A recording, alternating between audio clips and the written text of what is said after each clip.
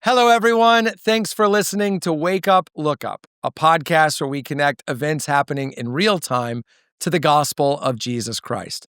I'm Zach Wyrock, and in today's episode, we're talking about unwanted advice, and we're asking the question, are we loving each other well? This is prompted by an opinion piece I read in the New York Times, and it basically was making this argument.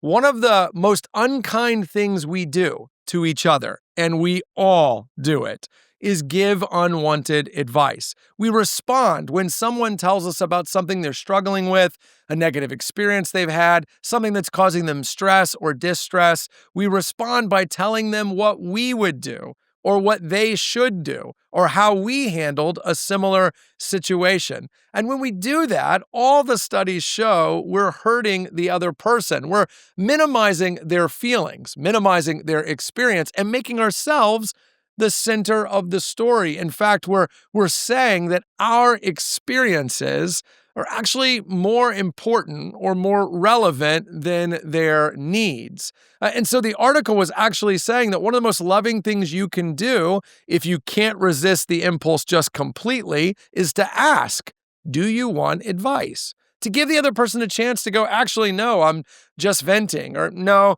I'm not really in the mood for that. Or even to say yes, but then receive what they asked for, no more or no less. Advice without invitation can backfire. It's self-serving, it's ignoring them, especially when we're dealing with complicated situations they've spent all day wrestling through. Now, the reason I'm covering this is two things. One is I need to get better at this. And two, I really need you to get better at this. And what I mean by that is this is a pet peeve of mine. It's something that I feel is very unloving. And when we talk as Christians about loving our neighbors, I think sometimes we stay theoretical with that. We don't get down in the weeds of what does it actually mean to love each other. And I think one of the most practical ways we can do that is to stop giving unwanted advice. So let me argue a theology of why loving each other probably means giving a little less advice. Let's start with this. In James chapter 1, James urges Christians to be quick to listen and slow to speak. And that might be one of the most harmful things about giving unwanted advice. It can feel like I'm not really sure you were listening to hear what I'm saying or how I'm feeling.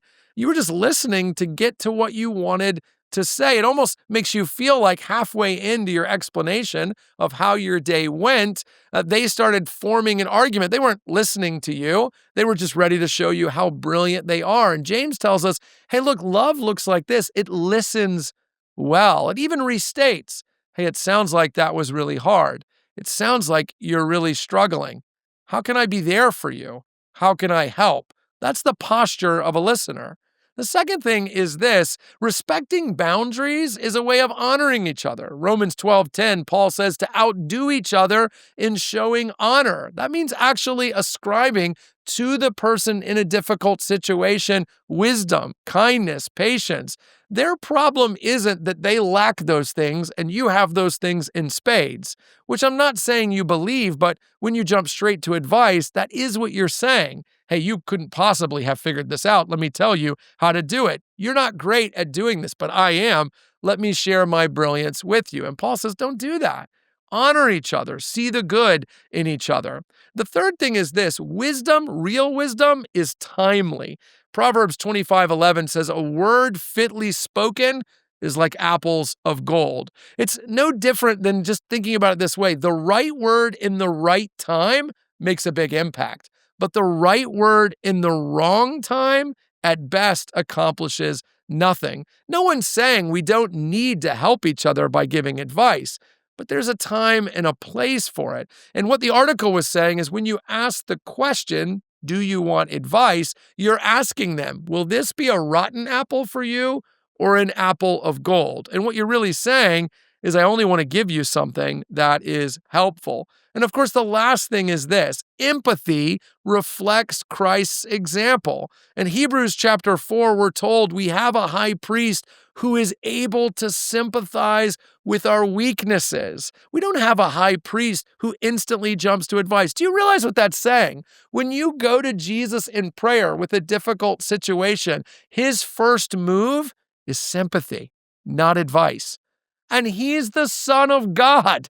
So if he responds to the distress of my day or of yours with empathy first and wisdom second, then how much more so those of us who don't exactly have his intellectual power. Listen, let me issue a challenge to you today. Love people well, listen well, empathize well, and ask, do you want advice? And if I could be so bold, better yet, don't even ask.